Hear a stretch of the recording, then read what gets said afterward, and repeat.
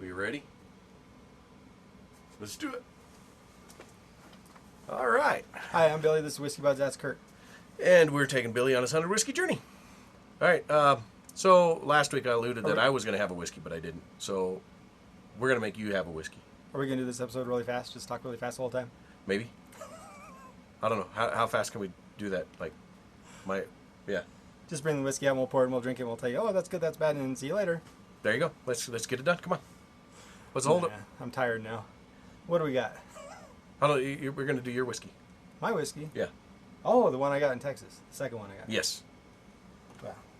We're gonna round out this trip from All right. Texas. Yeah, so if you haven't seen the last episode for was it Giant Texas Whiskey? Yeah. Yeah. Yeah, Go watch that one first, and then you'll get some context of how I got this. So this is the second one. I was trying to buy a Texas whiskey. Yeah, that's what I told him. I said, I want, you're going to Texas, buy a Texas whiskey. So I didn't really have a whole lot of time to be browsing. Yeah. So like the ones that had Texas on the label and big were the ones that stuck out the most to me. So this one I saw Texas right there. Yeah. And Balcones they yeah. make everything. And we've already had the brimstone on here, which is Balcones. Yeah, so I remember Kurt saying this word. Yep. And you reminded me just before this that is the oil whiskey. Yeah. Yeah, the brimstone was. Brimstone. Yeah. They're the same people that make this, right? Yep. Right. And this is... So if brimstone is anything to go by, like this should be some pretty entertaining and engaging whiskey. Oh. It says the original Texas whiskey. Yeah. So I saw that and I'm like, no brainer. This is it. Yeah. Actually, based on what I've seen, Balcones is like pretty synonymous. There's a few others that are well regarded and well known in Texas, but for us not in Texas, Balcones is one. Look, so here's the Texas Star. Yeah. And it says Texas on the cap. And then it's got a little shield, Texas certified emblem, whiskey thing, something like that. Yeah. Texas whiskey. There this you go. is the real deal. This is Texas. You can't get any more Texas than this. It's pot stilled. According to the bottle. Yeah. That was easy. Yeah. I don't want to get in between you and your whiskey. How much do you want?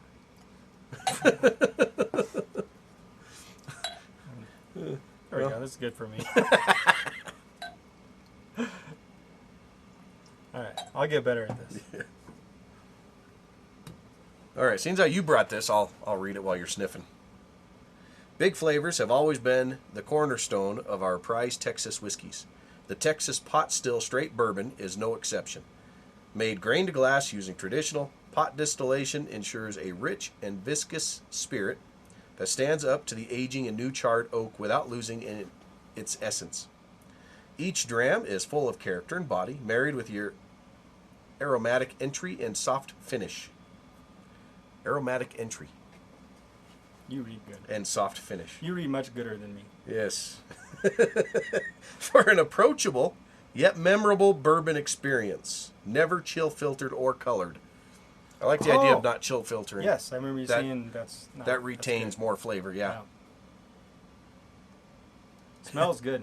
It smells, it's head and shoulders above that one from last week. Yes. Yeah, that one from last week had a kind of a weird scent. That industrial alcohol scent. Almost, yeah. So this one is 46%, so it's only 0.5% more than that last week's. So you know what industrial alcohol is? No. In my vocabulary. It's when you make alcohol in this big industrial machine that's greased up a lot. So it tastes, okay. Like when you open a tool set from China and it's got all that grease. Yeah. Like that tool grease, that's what it smelled like. Okay. What's with Texas and just like having oil in their whiskey? It's an oil state, I guess, right? All right, can we taste it? It smells really good. Yeah, this has way stronger scents on it than last week's. Ooh, it's strong. Ooh, boy, that's a lot of flavor. Wow, what proof is this? 46%, so 92 proof. Wow, that's actually pretty good. Yeah. It's not oily. No, it's not like that. Brimstone. Oh, man. So this isn't corn whiskey. So it's just bourbon. Wait, it's got a corn on it. Because it's bourbon. Right there. Yeah. Bourbon has to be 51% or more of corn.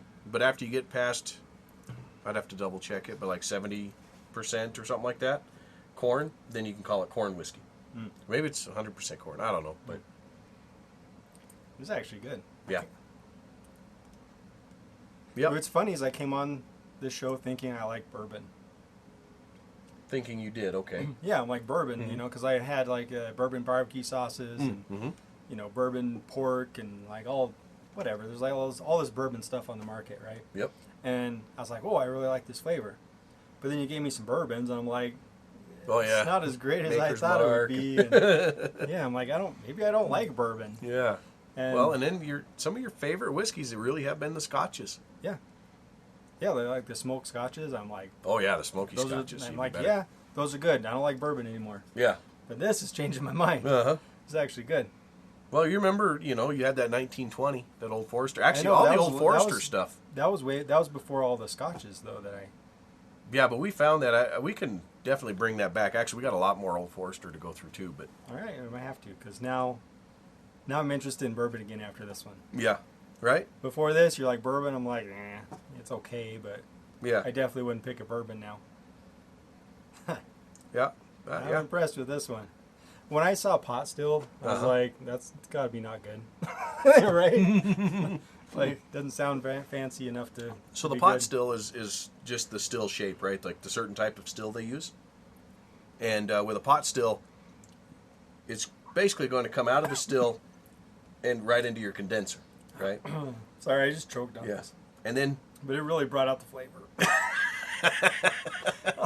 I can taste the flavor all the way down. Okay. Yeah. Whew.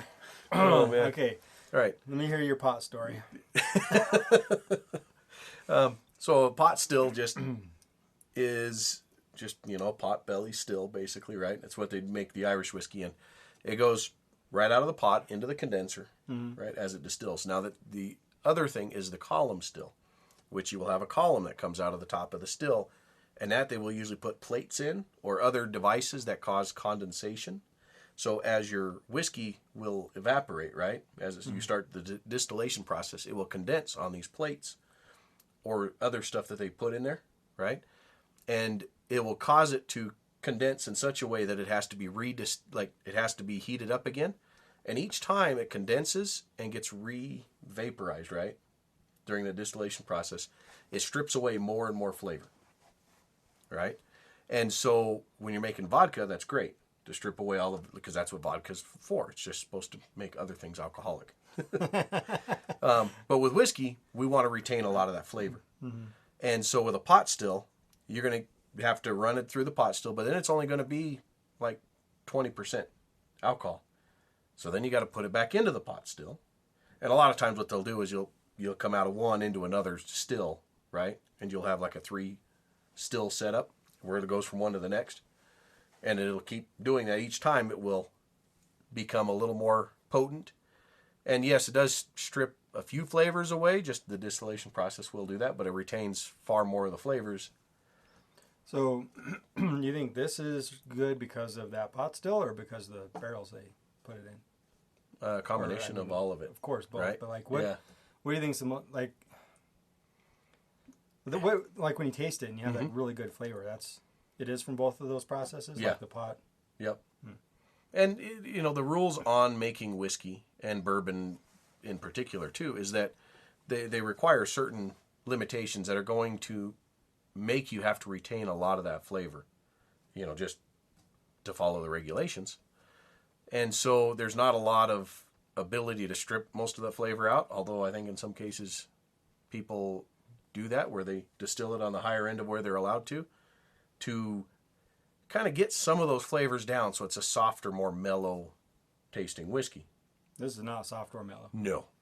And But I it's think not harsh some either. of that pot, It's really good. yeah, I think some of that pot stuff, the pot still is what helps with that. And then, and then when they age it in the barrels, and then in Texas, it's very hard to age it for very long. Because everybody drinks it. No, because of heat.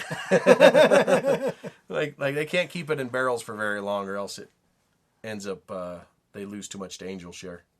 Oh. So. Well, this is good. Yep. If you can find it, pick up a bottle of it. Any Balcones, really, I would say. I mean, we've only had 2 on the show, but They got a good record going. yeah. One you just got to try because it's fun to try. The other one, I think Billy's going to be sitting down to sip and enjoy this. Yeah, I think we're gonna have to try this with the 1920 or something else to see. Yeah, we'll. Because I want to see how that compares. Yeah, we'll put it in a lineup in our blind taste tests and see how we pick it out. I'm a fan of this one. Yeah, It's pretty good. Yeah. Yeah, you redeemed yourself from last week. Okay, join us next week when we figure out what the hell we're going to drink. Cheers.